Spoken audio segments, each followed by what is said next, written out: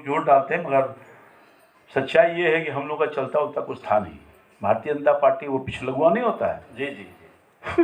एक मिट्टी कला बोर्ड बनाने के आपके सदन में लोग हैं, विधायक लोग हैं, उनसे कहिए कि उठाएं।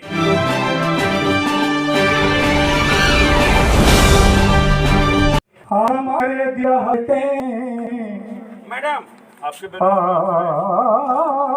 हमारे जगह ले लीजिए दिल में रहा करते हैं, क्या याद करूं क्या ना करूं, आप हमसे दूर कहाँ रहते हैं। वो उन्हें याद करे जिनको भुलाया हो कभी, मैंने उन्हें याद किया।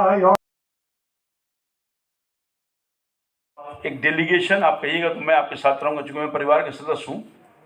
केवल कागज़ पर लिखने से नहीं होता है, हमको बुलाए हैं तो हमारा लाभ भी लीजिए। हम चलेंगे और नेता प्रतिपक्ष या जो पार्टी के हमारे अध्यक्ष हैं उनके पास चल के एक प्रतिनिधिमंडल मिल करके आपकी जो भावना है उस तक पहुँचाएँगे। अभी सदन भी चल रहा है, हम लोग चल करके इस बात को कहेंगे। जब मैं ही एक आदमी हूँ जो गांधी मैदान में thank you sir, thank you. जनता दरबार लगता है, तो जब आइए हम चल देंगे। आप सब लोगों को पता है। मेरा नाम शशि भूषण कुमार है। मैं पटना जिला प्रजापति समाज का अध्यक्ष हूँ और बिहार प्रदेश का संयुक्त सचिव। हमने हर समय समाज को आगे बढ़ाने के लिए कार्यक्रम करते हैं। इसी क्रम में आज परिवारी मिलन के अंतर्गत संत राम बीए जयंती समारोह भी किया गया और इसमें हम लोग संत राम बीए जी का आदमकद मूर्ति लगाने और रत्नप्पा कुमार का मूर्ति लगाने और शहीद रामचंद्र विद्यार्थी जो देश को आज़ाद करने में 13 साल का उम्र में ही शहीद हो गए थे। मैं चाहता हूं कि उन लोगों का भी आदमकद मूर्ति पूरे भारत भर में लगाया जाए। और हमारा समाज का माटी कला बोर्ड का मांग बहुत लंबी होते आ रही है, 30 वर्षों से होते आ रही है, लेकिन आज तक कोई भी सरकार हम लोग का मांग को ठुकराते हुए जा रहा है। और खासकर बिहार के नीतीश कुमार को भी मैंने रिटर्न स्टेटमेंट देने का काम किया हूँ। 6 अगस्त 2022 ईस्वी को मैं पूरे बिहार में हर डीएम के माध्यम से माटी कला बोर्ड के लिए मैंने मांग किया था, लेकिन आज तक सुस्तावस्था में पड़ा हुआ है। और अभी क्या चाहते हैं? अभी एक मिनट, अभी जिस समय रामचंद्रपुर में रूलिंग में नहीं थे उस समय अनाउंस किए थे कि माटी कला बोर्ड का हो जाना चाहिए प्रजापति समाज को, लेकिन मैंने उपसभापति रामचंद्र पूर्वे से मैंने मिला और कहा कि सर अब हमारा मांग को दिया जाए क्योंकि आप अभी रूलिंग में हो गए हैं। उस पर अभी चर्चा चल रही है, विधानसभा में चल रही है कि कहाँ चल रही है अभी हम लोग को कोई मालूम नहीं है।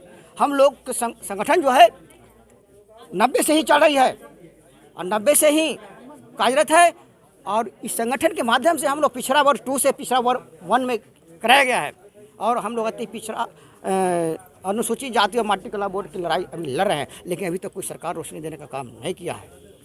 ये सब सारे करते हैं कि जल्द से जल्द मिला जाए हम लोग को। संत राम बीए जयंती समारोह हो रहा है और प्रजापति समाज के लोगों ने इसको हर साल जयंती में लोगों को इकट्ठा करते हैं। आज हम सब लोगों को बुलाया है।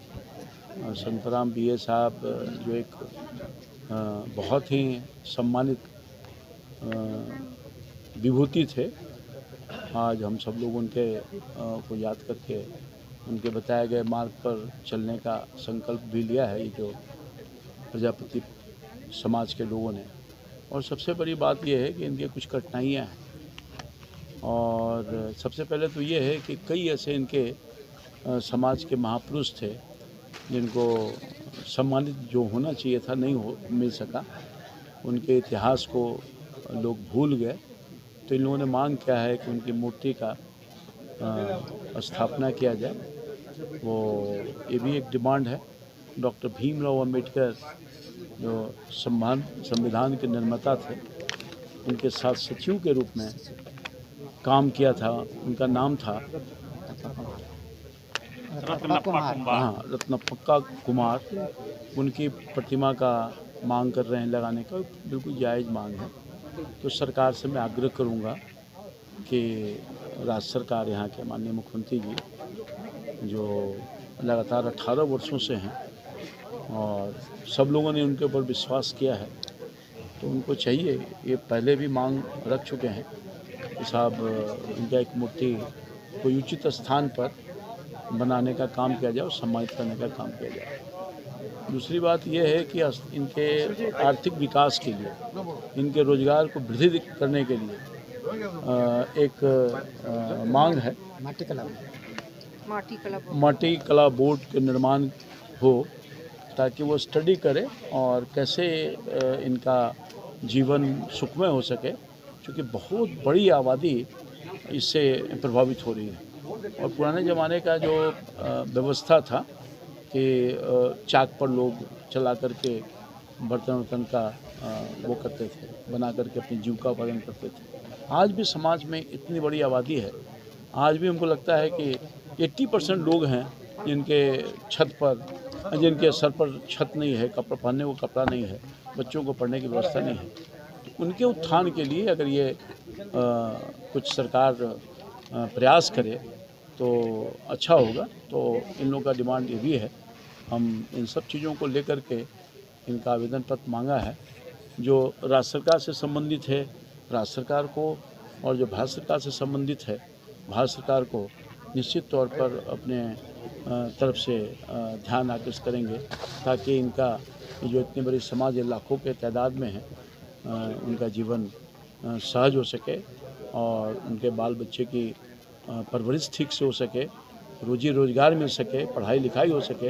इन सब चीज़ों को देखने का सरकार का काम है। सर, आपने कहा कि आरक्षण कोई समाप्त नहीं करेगा। हाँ, लेकिन सर, जितनी भी सरकारी फर्म है, सरकारी कंपनियां हैं, उसका निजीकरण किया जा रहा है सर, तो ऐसा नहीं लगता है कि आरक्षण अपने आप तो कल लालू जी भी कह रहे हैं कि आरक्षण को ख़त्म कर देना चाहिए। नहीं, वो देखिए, ये आरक्षण को ख़त्म करने का किसी को हैसियत नहीं है। संविधान अगर है तो किसी की हैसियत नहीं है, कोई माई का लाल आरक्षण नहीं ख़त्म कर सकता।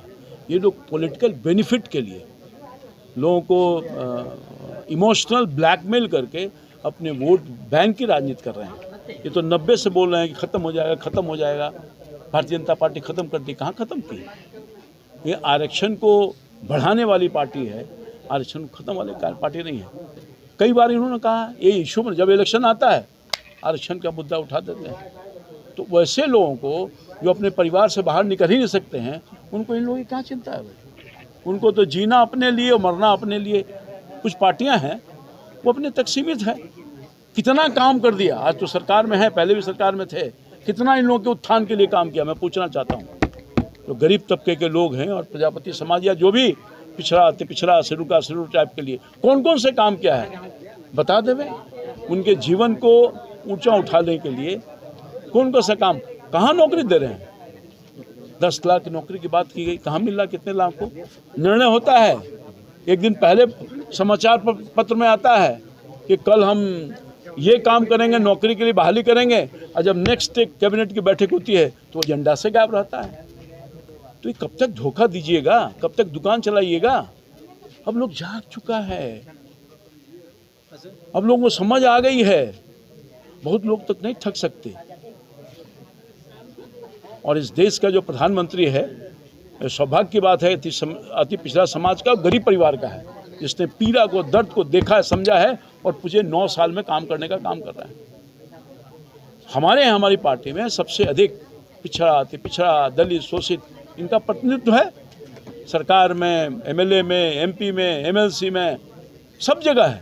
सर, बिहार में जो है प्रजापति समाज काफी पीछे है। हाँ, तो इसके बारे में अरे बिहार में नहीं, देश में पीछे है भाई। ये ऑल इंडिया कास्ट है। प्रतिनिधित्व, अरे यही इसी वोट से तो राज कर रहे हैं, नहीं समझे? और उनके लिए कुछ नहीं किया, कुछ नहीं किया।